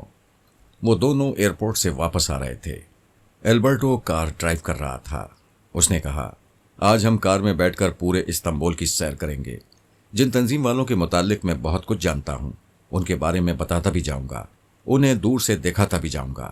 اگر آپ مناسب سمجھیں گے تو ان سے ملاتا بھی جاؤں گا۔ اگر کوئی کام کا آدمی نظر آیا تو اس سے ملاقات کر سکتا ہوں۔ میں میک اپ میں ہوں، تم میرا تعارف کسی بھی حیثیت سے کرا سکتے ہو۔ وہ دوپہر سے آدھی رات تک گھومتے رہے، ہوٹل اور نائٹ کلبوں میں وہاں کی رنگینیوں کا نظارہ کرتے رہے، شراب خانوں اور قمار خانوں میں بدمست تنظیم والوں سے ملتے رہے، لیکن کوئی کام کا آدمی نظر نہیں آیا۔ البرٹو نے اپنے بنگلے میں پہنچ کر کہا، ابھی کچھ تنظیم والی فیملیز باقی ہیں، انہیں کل دیکھا جائے گا۔ پارس نے جمائی لے کر کہا، ہاں مجھے بھی نیند آ رہی ہے۔ البرٹو اس کی خوابگاہ تک چلتے ہوئے بولا، آپ نے اب تک اپنا مقصد نہیں بتایا ہے۔ اگر یہ معلوم ہو جائے کہ آپ کس لیے تنظیم والوں کے متعلق معلومات حاصل کر رہے ہیں تو شاید میں آپ کے مطلوبہ شخص کو تلاش کرنے میں کامیاب ہو سکوں۔ وہ خوابگاہ کے دروازے پر پہنچ کر بولا، تنظیم والوں نے سابقہ سپر ماسٹر کی مدد سے مجھے اور جوجو کو اغوا کیا تھا۔ اغوا کرنے والے تمام لوگ حرام موت مر چکے ہیں، مگر میں مطمئن نہیں ہوں۔ ان مرنے والے تنظیم کے لوگوں کے پیچھے جو لوگ چھپے ہوئے ہیں، میں ان لوگوں تک پہنچنا چاہتا ہوں اور انہیں عبرت ناک سزا دے کر دوسرے دشمنوں کو سمجھانا چاہتا ہوں کہ میری جوجو کو ہاتھ لگانے والا جیتے جی جہنم میں پہنچا دیا جاتا ہے۔ جی میں سمجھ گیا، آپ تنظیم والے ایجنٹوں کو موت کی سزا دینا چاہتے ہیں۔ جی ہاں، آپ کے لیے اتنا ہی سمجھ لینا کافی ہے۔ شب بخیر۔ اس نے دروازے کو بند کیا، جوتے اتارے، لباس تبدیل کیا، پھر بستر پر آ کر لیٹ گیا۔ آرمر نے اس سے کہا تھا جو کہ پیرس پہنچنے کے بعد اس کی خیریت کی اطلاع دے گا۔ کسی وجہ سے اطلاع دینے میں دیر ہو تو وہ اطمینان رکھے، جو خیریت سے ہی ہوگی۔ خدا نہ خواستہ اسے کچھ ہوا تو اپنوں میں سے کوئی بھی خیال خانی کے ذریعے فوراً اسے صورتحال سے آگاہ کرے گا۔ اب رات آدھی سے زیادہ ہو چکی تھی۔ آرمر کہیں مصروف ہو گیا تھا۔ پارس بے چین ہو رہا تھا۔ وہ دماغ کو ہدایات دے کر آسانی سے سو سکتا تھا، لیکن جو کی خیریت معلوم کیے بغیر سونا نہیں چاہتا تھا۔ اس نے سراہنے رکھے ہوئے ٹیلی فون کا ریسیور اٹھایا، پھر ذرا وقت گزارنے کے لیے مائٹی پاشا کے نمبر ڈائل کیے۔ دوسری طرف گھنٹی بجتی رہی، کسی نے ریسیور نہیں اٹھایا۔ اس نے بیزار ہو کر ریسیور رکھ دیا۔ وہ سمجھ رہا تھا پاشا اس وقت اس کے پاپا کے کسی کام میں مصروف ہوگا۔ اس نے اچانک سانس روک لی، پھر آہستہ آہستہ سانس لی تو آرمر نے کوڈ ورڈز ادا کیے۔ اس کے بعد کہا، میں تمہارے پاپا کے معاملات میں مصروف ہوں، صرف اتنا کہنے آیا ہوں کہ جو ادارے میں خیریت سے ہے، میری ضرورت ہو تو بتاؤ۔ مائٹی پاشا سے کہہ دیں وہ کل تک اپنے وفاداروں کے ساتھ استنبول آ جائے اور البرٹو کی رہائش گاہ میں مجھ سے ملاقات کر لے۔ میں اسے جلد از جلد تمہارے پاس بھیجنے کی کوشش کروں گا۔ شب بخیر۔ آرمر چلا گیا۔ پارس نے گھڑی دیکھی، پھر آنکھیں بند کر کے دماغ کو ہدایات دیں۔ میں صبح 6 بجے تک گہری نیند میں رہوں گا، 6 بجے آنکھ کھل جائے گی۔ میری گہری نیند کے دوران کمرے میں کوئی آنا چاہے یا کوئی غیر معمولی بات ہو تو میری آنکھ کھل جائے گی۔ میں اب سو رہا ہوں۔ اب میرے دماغ میں نیند کو روکنے والا کوئی پریشان کن خیال نہیں آئے گا۔ وہ دماغ کو ہدایات دینے کے بعد آدھے گھنٹے کے اندر ہی سو گیا۔ پچھلی 2 راتوں سے اچھی طرح سونے کا موقع نہیں ملا تھا۔ جو کی ذمہ داری اس کے سر پر تھی، آج وہ پہاڑ سر سے اتر گیا تھا، اس لیے اور بھی گہری نیند میں ڈوبتا چلا گیا۔ دماغ کو ہدایات دے کر سونے کی عادت بچپن سے تھی۔ اس کے کئی فوائد تھے۔ ایک تو یہ کہ انسانی ذہن خواہ کتنے ہی مسائل میں الجھا ہوا ہو، اس کا دماغ ہدایت پاتے ہی پریشان کن مسائل سے اس طرح خالی ہو جاتا ہے جیسے خواب آور گولیاں کھانے کے بعد خالی ہوتا ہے۔ دوسرا فائدہ یہ کہ گہری نیند آتی ہے۔ بیدار ہونے کے بعد ساری تھکن اتر جاتی ہے، دماغ ہلکا پھلکا سا ہو جاتا ہے۔ پھر سب سے بڑا فائدہ یہ کہ گہری نیند کے باوجود انسان غافل نہیں رہتا۔ کسی کی مداخلت سے فوراً آنکھ کھل جاتی ہے۔ اچانک ہی پارس کی آنکھ کھل گئی۔ کمرے میں تاریکی تھی۔ وہ بستر پر لڑکتا ہوا فرش پر آیا، پھر وہاں سے کھسکتا ہوا پلنگ کے نیچے چلا گیا۔ یہ ایک احتیاطی تدبیر تھی۔ اگر کوئی دشمن آیا تھا تو اسے بستر خالی ملے گا۔ اتنی دیر میں پارس بہت کچھ کر سکتا تھا۔ دماغ نے وقت سے پہلے بیدار کر کے یہ سمجھا دیا تھا کہ کوئی غیر معمولی بات ہے، اور بات کیا ہے یہ فوراً سمجھ میں نہیں آئی تھی۔ اس نے ریڈیم ڈائل کو دیکھا۔ 4:40 ہوئے تھے۔ تاریکی صرف کمرے میں نہیں تھی، کھڑکی کے شیشوں کے پار بھی تھی۔ شاید بجلی چلی گئی تھی، اور شاید اسی لیے آنکھ کھل گئی تھی۔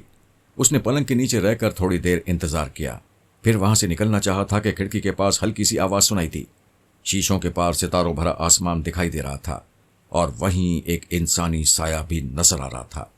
پارس بڑی پھرتی سے نکلا، فرش پر سے تیزی سے رینگتا ہوا مختلف صوفوں کے پیچھے سے گزرتا ہوا کھڑکی کے قریب دیوار سے جا کر لگ گیا۔ اب وہ سایہ بہت قریب سے نظر آ رہا تھا۔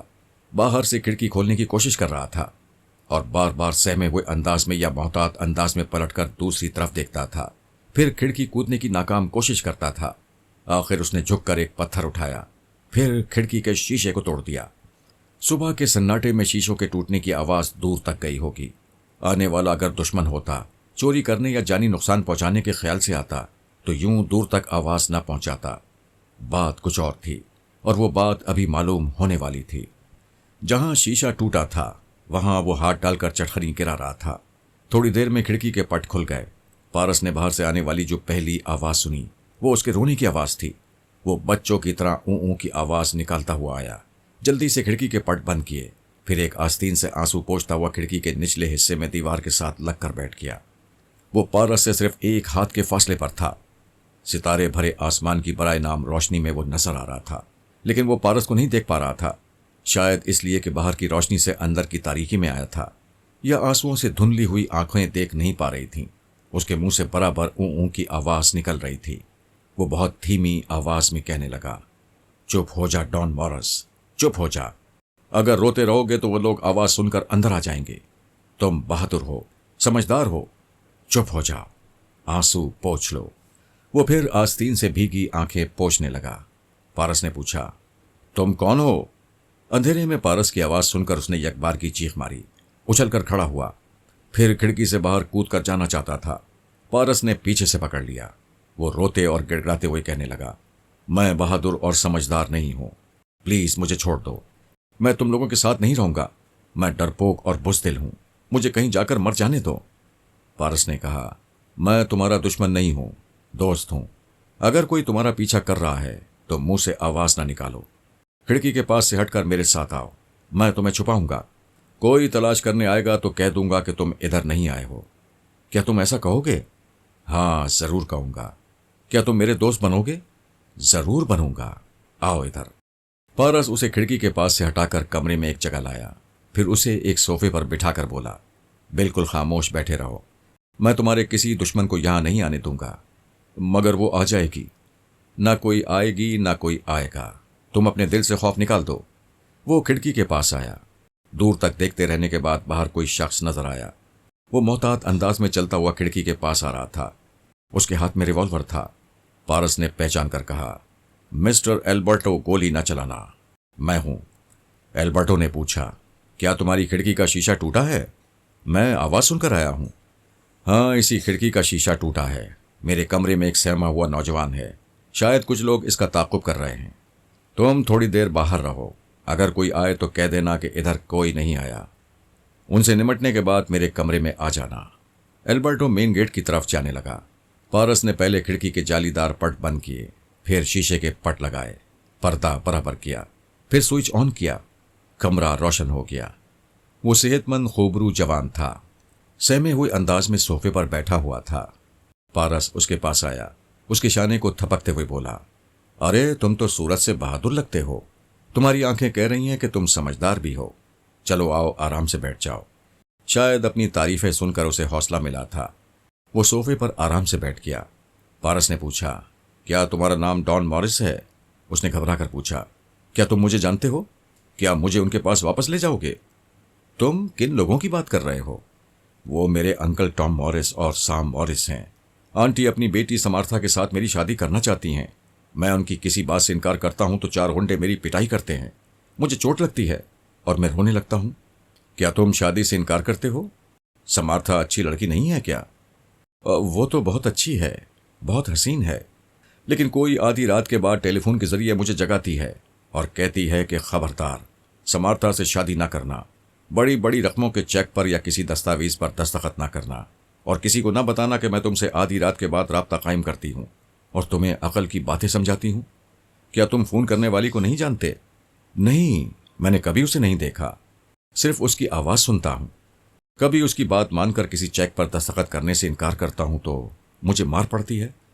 کیا تم بہت دولت مند ہو؟ مجھے تو کچھ پتا نہیں ہے، مگر سب لوگ کہتے ہیں میرے باپ نے میرے لیے اتنی دولت اور ایسا منافع بخش کاروبار چھوڑا ہے کہ بدنصیبی کبھی میرے دروازے پر نہیں آئے گی۔ وہ فون والی کہتی ہے کہ میں بہت بدنصیب ہوں، جب تک عقل سے اور ہمت سے کام نہیں لوں گا تب تک بدنصیب رہوں گا۔ کیا تم اپنی آنٹی اور دونوں انکل سے فون والی لڑکی کا ذکر نہیں کرتے ہو؟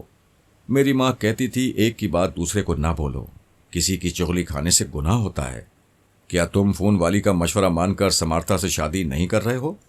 ہاں، وہ اچھا مشورہ دیتی ہے، بھلا میری شادی کیسے ہو سکتی ہے؟ ابھی تو میں بچہ ہوں۔ پارس نے اس قداور جوان کو سر سے پاؤں تک دیکھا۔ تم جوجو کے بھائی لگتے ہو۔ کون جوجو؟ میری بیوی ہے، شادی کے بعد بھی بچی ہے۔ کل صبح اس بچی کو روانہ کیا، آج صبح یہ بچہ مل گیا۔ تقدیر چاہتی ہے میں بچے پالنا شروع کر دوں۔ وہ خوش ہو کر بولا، کیا تم مجھے پالنا چاہتے ہو؟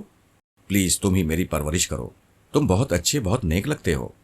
تم جب بھی چیک پر دستخط کرنے کے لیے کہو گے میں انکار نہیں کروں گا، فوراً دستخط کر دوں گا۔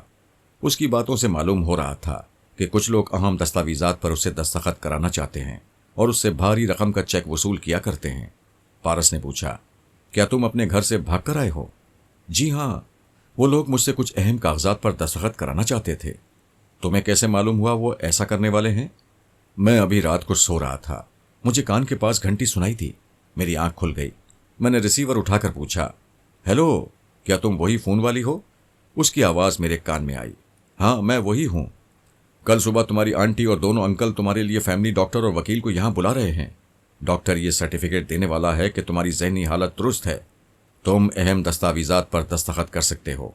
ڈان مورس، تم بہت ہی اچھے، بہت نیک ہو، میں تم سے محبت کرتی ہوں، تمہاری بھلائی چاہتی ہوں۔ ابھی رات کے 3 بجے ہیں، فوراً یہ گھر چھوڑ دو، کہیں بھاگ جاؤ، میں تمہیں کہیں راستے میں ملوں گی اور تمہیں ایک محفوظ پناہ گاہ میں پہنچا دوں گی۔ پارس نے کہا، اچھا تو تم اس کی بات مان کر گھر سے بھاگ آئے ہو؟ میں بھاگنا نہیں چاہتا تھا، مگر اس نے سمجھایا اگر میں وہاں رہوں گا اور کاغذات پر دستخط نہیں کروں گا تو وہ میری پٹائی کریں گے۔ مار کھانے کے خیال سے میری روح کانپ جاتی ہے۔ انکل ٹام مورس مجھے تہخانے میں الٹا لٹکا کر چابک سے مارتا ہے۔ تم مار کے ڈر سے بھاگ آئے، وہ فون والی تمہیں محفوظ پناہ گاہ میں پہنچانا چاہتی تھی۔ وہ ہے کہاں؟ کیا اس سے ملاقات نہیں ہوئی؟ میں گھر سے نکل کر باغیچے میں اس کا انتظار کر رہا تھا، پتہ نہیں انکل مورس کہاں سے آ گیا۔ میں اسے دیکھتے ہی بھاگنے لگا، پتہ نہیں میں کتنی دیر تک بھاگتا رہا اور کن راستوں سے گزرتا رہا۔ میں ایک بنگلے کے احاطے میں چھپنا چاہتا تھا، وہاں کتے بھونکنے لگے۔ ایک جگہ نائٹ چوکیدار نے مجھے ڈانٹ کر بھگا دیا۔ تم بہت اچھے ہو، تم نے مجھے نہیں بھگایا، تم مجھے پناہ دے رہے ہو، تم میری پرورش کرو گے نا؟ دروازے پر دستک ہوئی، پھر آواز آئی، میں ہوں ایلبرٹو۔ ڈان نے پارس کا ہاتھ پکڑ کر کہا، دروازہ مت کھولنا، وہ لوگ آ جائیں گے۔ گھبراؤ نہیں، یہاں کوئی نہیں آئے گا، یہاں ہم سب دوست ہیں۔ پارس نے دروازہ کھولا، ایلبرٹو کو اس کے بچکانہ ذہن کے متعلق بتایا، اس کی روداد سنائی، پھر کہا، اس نوجوان کے لیے کچھ کرو، بیچارہ مظلوم ہے۔ ایلبرٹو نے ڈان کے قریب آ کر کہا، ہم تمہاری مدد کر سکتے ہیں، مگر اس سے پہلے ہمیں اس فون کرنے والی کو ڈھونڈنا ہوگا۔ تم اس کے بارے میں کچھ بتاؤ۔ میں کیا بتاؤں؟ میں تو اسے نہیں جانتا، میں صرف اس کی آواز سنتا ہوں۔ کیا وہ تم سے محبت کرتی ہے؟ ہاں، وہ اکثر فون پر یہی کہتی ہے۔ ایلبرٹو نے پارس سے کہا، اس کا مطلب ہے وہ لڑکی ڈان کو قریب سے جانتی ہے اور اسی گھر میں رہتی ہے۔ اور چھپ چھپ کر ٹام مورس اور سام مورس کی باتیں سنتی ہے۔ اس طرح اسے معلوم ہو گیا ہوگا کہ وہ خود غرض رشتہ دار میڈیکل سرٹیفکیٹ کی بنیاد پر اس سے اہم دستاویزات پر دستخط کرانا چاہتے ہیں۔ پارس نے ڈان سے پوچھا، تمہارے رشتہ داروں میں کتنی جوان لڑکیاں ہیں؟ بہت سی جوان لڑکیاں ہیں۔ تمہارے گھر میں کتنی ہیں؟ صرف سمارتھا ہے، وہ کسی کو میرے پاس آنے نہیں دیتی۔ کوئی رشتہ دار مجھ سے ملنے نہیں آتا۔ کیا تم بھی ملنے نہیں جاتے؟ میں جانا چاہتا ہوں، مگر انکل ٹام مورس کہتے ہیں کہ میں ان کی بیٹی سمارتھا سے شادی کروں گا تو مجھے دوسرے رشتہ داروں سے ملانے لے جائیں گے۔ کیا وہ لوگ کہیں دور رہتے ہیں؟ ہاں، بہت دور، ایک تنظیم والے ملک میں۔ پارس ایک دم سے چونک کر سیدھا بیٹھ گیا۔ اس نے البرٹو پر ایک نظر ڈالی، پھر ڈان سے پوچھا، تم تنظیم والے ہو؟ ہاں جی، میں تنظیم والا ہوں۔ وہ فون والی کہتی ہے کہ اسی شہر میں میرے رشتہ دار رہتے ہیں۔ پارس اسے دیکھ رہا تھا۔ اس کے اور ڈان کے قد و جسامت میں 19-20 کا فرق تھا۔ اتنا سا فرق قابل غور نہیں تھا۔ وہ پچھلے دن سے آدھی رات تک کسی کام کے تنظیم والے کو تلاش کرتا رہا تھا اور ناکام رہا تھا۔ بسا اوقات گھر بیٹھے کام بن جاتا ہے۔ ڈان 100% اس کے منصوبے کے مطابق تھا۔ البرٹو نے کہا، مسٹر علی تیمور، تلاش ختم ہو گئی ہے۔ آپ کا مقصود آپ کے سامنے ہے، لیکن آپ کا مقصد کیا ہے؟ کیا مجھے بھی نہیں بتائیں گے؟ کوئی خاص مقصد نہیں ہے۔ ڈان کو پناہ کی ضرورت ہے۔ میں اسے پیرس لے جاؤں گا۔ اس کے ساتھ فون والی بھی جائے گی۔ ہمیں اس لڑکی کو تلاش کرنا چاہیے۔ البرٹو نے ڈان سے پوچھا، تمہارے گھر میں خادمائیں ضرور ہوں گی اور ایک آدھ تمہاری خدمت کے لیے بھی وقف ہوگی؟ میرے لیے کوئی خادمہ مخصوص نہیں ہے، البتہ ایک نرس ہے۔ نرس کیوں ہے؟ وہ لوگ کہتے ہیں میں بیمار ہوں۔ وہ نرس میرے بیڈ روم کے ساتھ والے کمرے میں رہتی ہے۔ کیا تم دونوں کے کمروں میں ٹیلی فون ہے؟ ہاں، میں نرس سے فون پر بھی بات کرتا ہوں۔ تم اپنے گھر کا پتہ بتاؤ۔ گھر کا پتہ معلوم نہیں ہے؟ پھر تو بڑی مشکل ہوگی۔ ہم اس نرس سے مفید معلومات حاصل کریں گے۔ اس سے ملاقات کرنا ضروری ہے۔ تم اپنے گھر کا ٹیلی فون نمبر بتا سکتے ہو؟ ہاں، میرے ٹیلی فون پر 676 پھر 676 لکھا ہوا ہے۔ البرٹو نے ٹیلی فون کے پاس آ کر ریسیور اٹھایا، پھر وہی نمبر ڈائل کیے۔ کچھ دیر تک انتظار کرنا پڑا، پھر کسی کی آواز سنائی دی، ہیلو انسپکٹر، کیا یہ آپ ہیں؟ کیا ڈان کا پتہ چلا؟ جی ہاں، پتہ چل گیا۔ آپ اپنے مکان کا پتہ بتائیں۔ انسپکٹر، آپ میرے گھر آ چکے ہیں، پھر بھی پتہ پوچھ رہے ہیں؟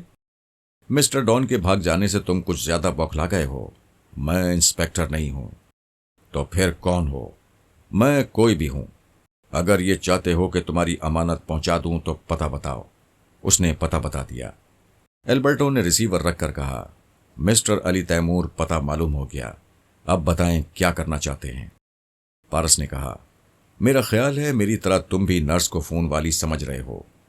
ہاں، یہی ایک عورت ہے جو ڈان کے بہت قریب رہتی ہے اور گھر والوں کی باتیں بھی چھپ کر سنتی ہوگی۔ اس سے مل کر ہی ہم کسی نتیجے پر پہنچ سکتے ہیں۔ پارس نے اس سے پتہ پوچھ کر اٹھتے ہوئے کہا، میں جا رہا ہوں، تم ڈان کا خیال رکھنا۔ ڈان نے قریب آ کر کہا، مجھے چھوڑ کر نہ جاؤ، وہ لوگ آ جائیں گے۔ میں تمہاری بھلائی کے لیے جا رہا ہوں۔ مسٹر البرٹو تمہارے محافظ ہیں، تم آرام سے اس بستر پر سو جاؤ، یہاں کوئی نہیں آئے گا۔ پارس اسے تسلیاں دیتے ہوئے بستر کے پاس لے گیا، اسے وہاں لٹا کر البرٹو کے ساتھ کمرے سے باہر آ گیا، پھر کہا، مجھے ڈان کے گھر تک پہنچا دو، میں کسی وقت بھی فون پر تم سے رابطہ قائم کروں گا۔ وہ باتیں کرتے ہوئے بنگلے سے باہر آ گئے۔ اسی وقت آرمر نے دماغ میں آ کر کوڈ ورڈز ادا کیے، پھر کہا، مائٹی پاشا فی الحال جزیرے سے نہیں آ سکے گا، وہاں زبردست فائرنگ اور دھماکے ہوئے ہیں، سلطانہ افندی ماری گئی ہے، تمام غنڈے بدماشوں کو گرفتار کیا جا رہا ہے، میں پاشا کو کسی طرح رہائی دلاؤں گا۔ تمہارے پاپا جزیرے سے جا چکے ہیں، میں نے جزیرے کے 4 وفاداروں کو تمہارے پاس پہنچا دیا ہے، وہ مین گیٹ کے باہر تمہارا انتظار کر رہے ہیں۔ پارس تیزی سے چلتا ہوا مین گیٹ کے پاس آیا، دربان نے گیٹ کو کھولا، باہر ایک کار کھڑی ہوئی تھی۔ پارس کو دیکھتے ہی 4 وفادار کار سے باہر آ گئے، اس کے سامنے اٹینشن ہو گئے۔ اس نے البرٹو سے کہا، میرا کام بن گیا، میں ان کے ساتھ جا رہا ہوں، شام تک آنے کی کوشش کروں گا۔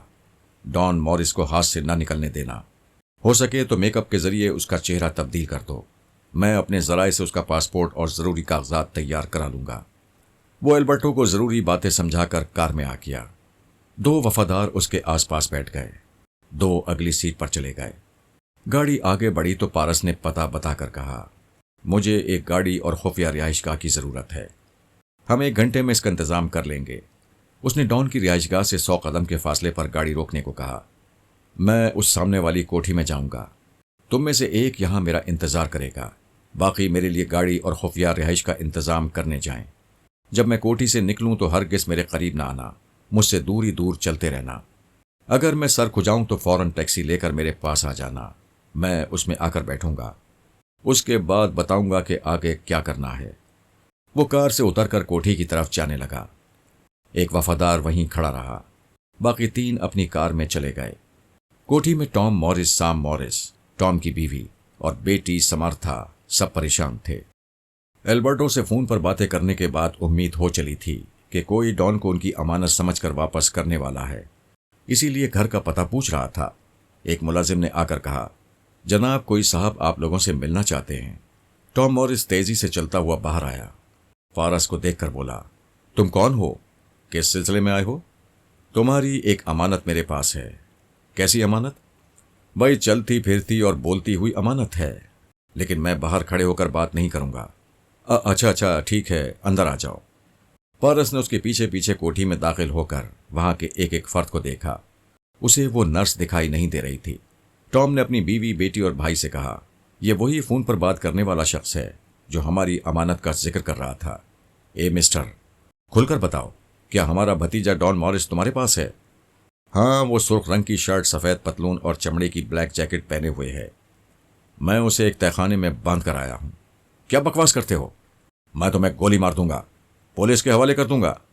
عجیب احمق ہو، گولی مار کر پولیس کے حوالے کرنا چاہتے ہو؟ ویسے میں کسی کو اپنے خلاف کوئی قدم اٹھانے سے نہیں روکوں گا، لیکن یہ ذہن نشین کر لو، مجھے ذرا بھی نقصان پہنچے گا تو میرے آدمی ڈان کو جان سے مار ڈالیں گے۔ تم چاہتے کیا ہو؟ میں ایک سوداگر ہوں، اپنی ضرورت کے لوگوں کو خریدتا ہوں، جس کی ضرورت نہ ہو اس کے بدلے کسی دوسری ہستی کا سودا کر لیتا ہوں۔ مثلاً ڈان مورس میرے کسی کام کا لڑکا نہیں ہے، مجھے ایک لڑکی کی ضرورت ہے۔ اگر تمہارے گھر میں کوئی اچھی لڑکی ہے تو میں اسے لے کر ڈان کو تمہارے حوالے کر دوں گا۔ تم لڑکی لے کر کیا کرو گے؟ اسے گھر کی خادمہ بناؤں گا۔ اگر صورت شکل اچھی ہوگی تو میری سیکریٹری بن سکتی ہے، اور اگر بہت زیادہ اچھی ہوگی، مجھے پسند آ جائے تو شادی بھی کر لوں گا۔ ٹام مورس نے کہا، خادمہ، سیکریٹری یا بیوی بنانے کے لیے شہر میں لڑکیاں بھری پڑی ہیں، تم ڈان کے بدلے ہم سے کسی لڑکی کا مطالبہ کیوں کر رہے ہو؟ آخر چکر کیا ہے؟ کیا میں نے تم سے پوچھا کہ ڈان مورس کے ساتھ تم لوگوں کا چکر کیا ہے؟ اگر وہ گھر سے چلا گیا ہے تو بے شک جا سکتا ہے، جوان ہے، بالغ ہے، اسے قانوناً اپنے بارے میں فیصلہ کرنے کا حق ہے، پھر تم لوگ اس کے لیے پریشان کیوں ہو؟ آخر کیا چکر ہے؟ انہوں نے ہچکچاتے ہوئے ایک دوسرے کو دیکھا، پھر ایک نے کہا، کوئی چکر وکر نہیں ہے، یہ ہمارا گھریلو معاملہ ہے۔ پھر میرا بھی یہ ذاتی معاملہ ہے، مجھے ایک لڑکی دو اور ایک لڑکا لے لو۔ انہوں نے سوچتی ہوئی نظروں سے ایک دوسرے کو دیکھا، پھر وہ سب ذرا دور ہو گئے اور آپس میں سر جوڑ کر باتیں کرنے لگے۔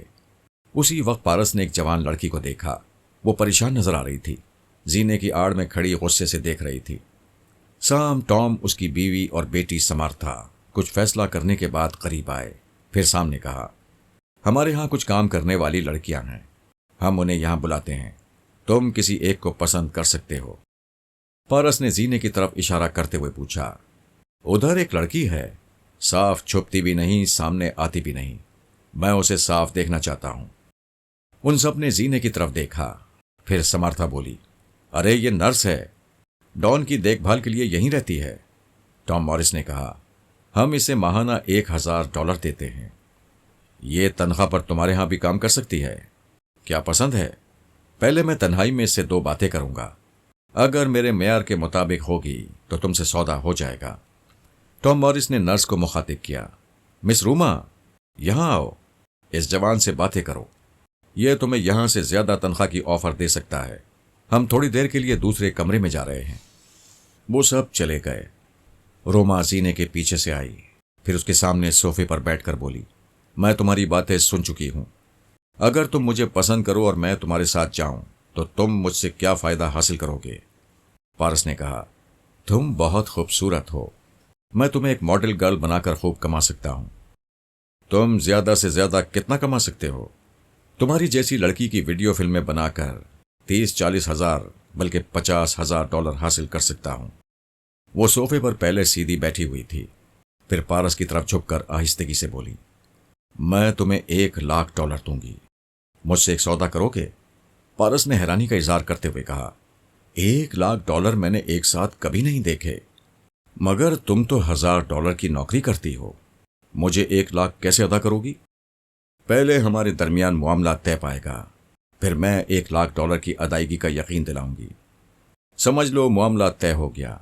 تم کس قسم کا سودا کرنا چاہتی ہو؟ تم ڈان موریس کو یہاں واپس نہ لاؤ، اس بیچارے کو اس کی آنٹی اور دونوں انکل کے ہاتھ نہ لگنے دو، 1,00,000 کے عوض اسے میرے حوالے کر دو۔ میں اتنی بڑی رقم نہیں ٹکراؤں گا، مجھے منظور ہے۔ اب بولو، رقم کیسے ادا کرو گی؟ روما نے آس پاس محتاط نظروں سے دیکھا، پھر کہنے لگی، یہ لوگ اس سے زبردستی چیک پر دستخط کراتے ہیں اور بڑی بڑی رقمیں حاصل کر کے عیش کرتے ہیں۔ میں تھوڑی دیر میں اس چیک بک سے ایک سادہ چیک نکال کر چھپا لوں گی، 2 گھنٹے بعد جہاں کہو گے وہاں ملوں گی، تمہارے ساتھ ڈان کے پاس جاؤں گی، وہ 1,00,000 کی رقم لکھ کر دستخط کرے گا، تم مجھے بھی اس کے ساتھ قید کر دینا، جب وہ کیش ہو جائے تمہاری رقم مل جائے تو ہم دونوں کو آزاد کر دینا۔ پارس نے کہا، ہاں یہ مناسب طریقہ ہے، میں رقم ملتے ہی تم دونوں کو آزاد کر دوں گا۔ تم بتاؤ 2 گھنٹے بعد کہاں ملو گی؟ اتا ترک ایونیو کے پارک میں قلعہ ایسا ہے جہاں صرف گلاب کھلتے ہیں۔ ٹھیک ہے، میں وہاں پہنچ جاؤں گی۔ اس منصوبے پر عمل کرنے کے لیے لازمی ہے کہ تم مجھے ناپسند کرو اور ڈان کے عوض مجھے طلب نہ کرو۔ پارس نے اونچی آواز میں کہا، تم خود کو سمجھتی کیا ہو؟ کیا تم حور پری ہو؟ تم سے اچھی تو وہ لڑکی ہے جو ابھی یہاں کھڑی ہوئی تھی۔ تم جا سکتی ہو۔ وہ پاؤں پٹکتے ہوئے جانے لگی۔ ٹام مورس نے جلدی سے ڈرائنگ روم میں آ کر پوچھا، کیا ہو گیا؟ مس روما کیا بات ہے؟ روما نے پلٹ کر کہا، یہ مسٹر اشتہاری فلمیں بناتے ہیں۔ آپ لوگ جانتے ہیں آج کل کی اشتہاری فلموں میں عورتیں کس قدر بے حیائی سے اسکرین پر آتی ہیں؟ میں ہرگز یہ کام نہیں کروں گی۔ وہ غصے سے چلی گئی۔ ٹام کی بیوی نے کہا، مسٹر تم اشتہاری فلمیں بناتے ہو، تمہیں اس کے لیے حسین لڑکی کی ضرورت ہے؟ اتنی چھوٹی سی بات کے لیے تم نے میرے بھتیجے کو یرغمال بنا رکھا ہے۔ میری بیٹی کو دیکھو، کیا یہ کسی سے کم ہے؟ مس یونیورس کے مقابلہ حسن میں شریک ہونے والی ہے۔ ڈان کی سلامتی اور واپسی کی خاطر یہ تمہاری فلموں میں ماڈل بن سکتی ہے۔ پارس نے سمارتا کو دیکھ کر کہا، ٹھیک ہے، اگر تمہاری بیٹی اسکرین پر اوکے ہوگی تو میں کچھ دن بعد ڈان کو تمہارے گھر پہنچا دوں گا۔ وہ سب غصے سے بھڑک گئے، سامنے گونسا دکھا کر کہا، تم کچھ دن تک ہمارے بھتیجے کو یرغمال بنا کر رکھنا چاہتے ہو؟ ہم تمہارا منہ توڑ دیں گے۔ ادھر تمہارے بھتیجے کا منہ ٹوٹے گا۔ جو بھی کرو سوچ سمجھ کر کرو۔ سمارتا کی ماں نے کہا، مجھے تو کوئی یہ چکر باز لگتا ہے، پہلے یہ تصدیق کرو کہ ہمارا ڈان اس کے قبضے میں ہے بھی یا نہیں۔ ٹام نے پوچھا، کیا تم ڈان سے ہماری ملاقات کرا سکتے ہو؟ پارس نے پوچھا، کیا تم مجھے احمق سمجھتے ہو؟ جو لباس وہ پہن کر گیا ہے میں اس کی تفصیل بتا چکا ہوں۔ لباس کا کیا ہے، لباس دنیا میں رہ جاتا ہے، پہننے والا ہمیشہ کے لیے رخصت ہو جاتا ہے۔ ہو سکتا ہے تم نے اسے قتل کر دیا ہو۔ پارس نے کہا، تم لوگوں کے اطمینان کے لیے ابھی فون پر اس کی آواز سنوا سکتا ہوں۔ ہاں ضرور، اس کی آواز سن کر تم پر یقین کر لیں گے۔ پارس نے ٹیلی فون کا ریسیور اٹھایا۔ سب کے سب قریب چلے آئے۔ اس نے ریسیور رکھ دیا، پھر کہا، تم لوگ دیکھنا چاہتے ہو میں کون سے نمبر ڈائل کر رہا ہوں؟ آخر تم لوگ اتنے احمق کیوں ہو؟ وہ سب فوراً پیچھے چلے گئے۔ پارس نے کہا، تم سب دوسری طرف منہ پھیر کر کھڑے ہو جاؤ۔ انہوں نے دوسری طرف منہ پھیر لیا۔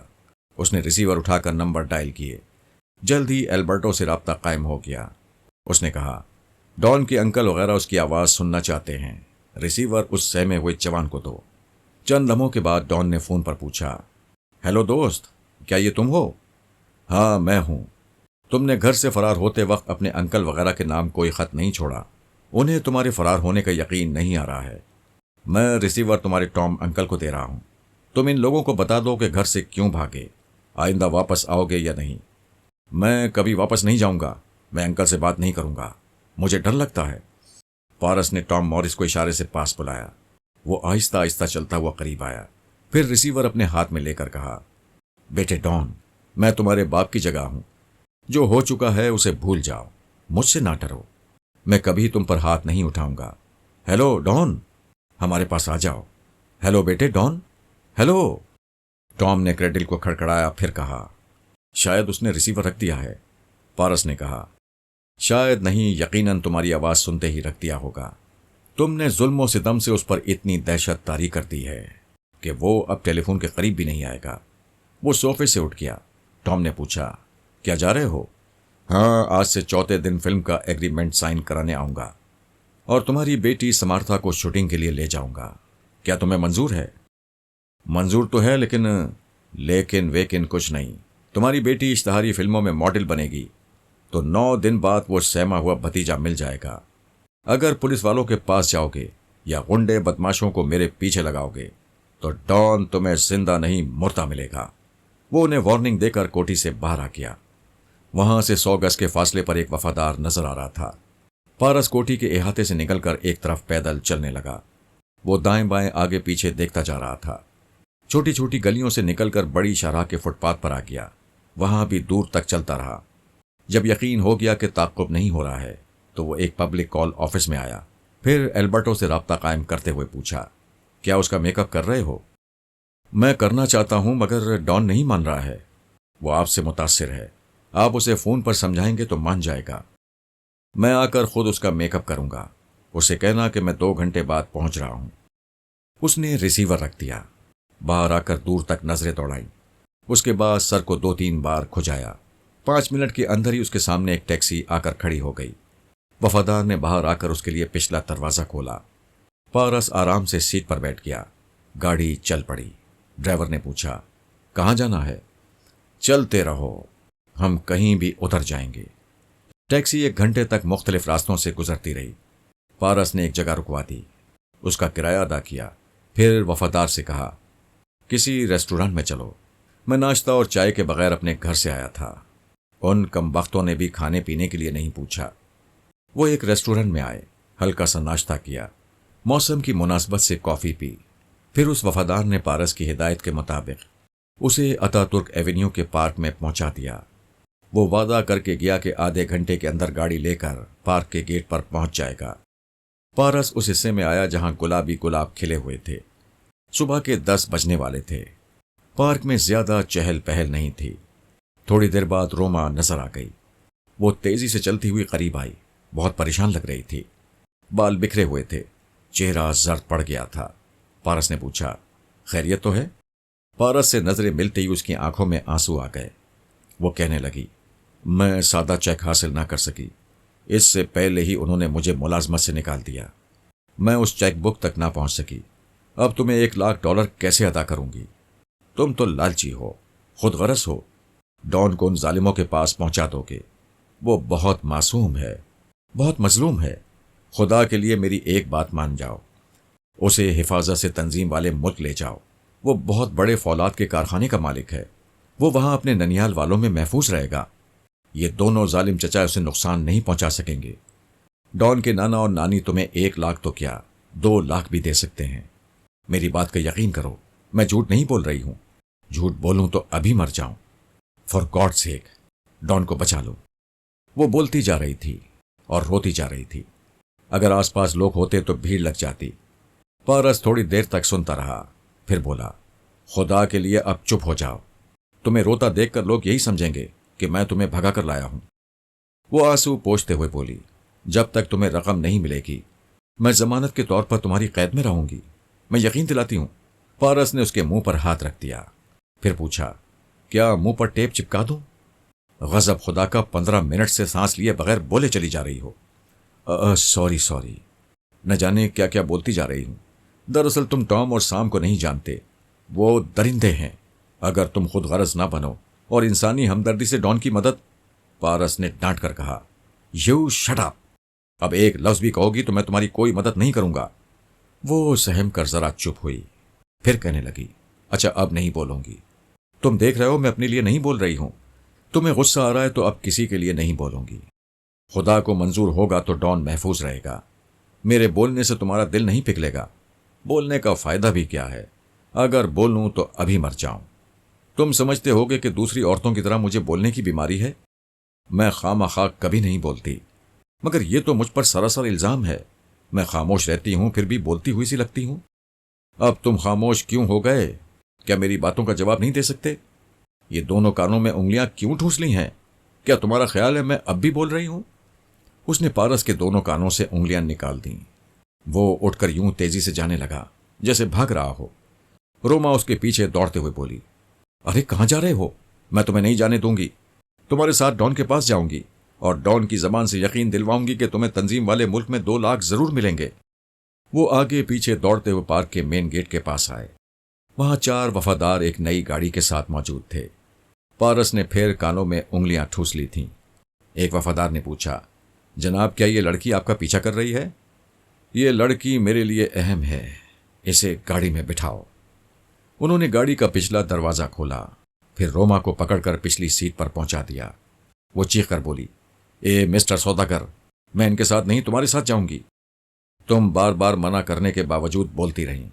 اب میں تمہارے ساتھ نہیں جاؤں گا۔ اچھا میں قسم کھا کر کہتی ہوں اب نہیں بولوں گی۔ وہ تو میں ڈان کے لیے بول رہی تھی، بیچارہ درندوں میں رہ کر مارا جائے گا، میں اس پر ظلم ہوتا نہیں دیکھ سکتی۔ میں اپنے لیے نہیں اس کے لیے بول رہی ہوں۔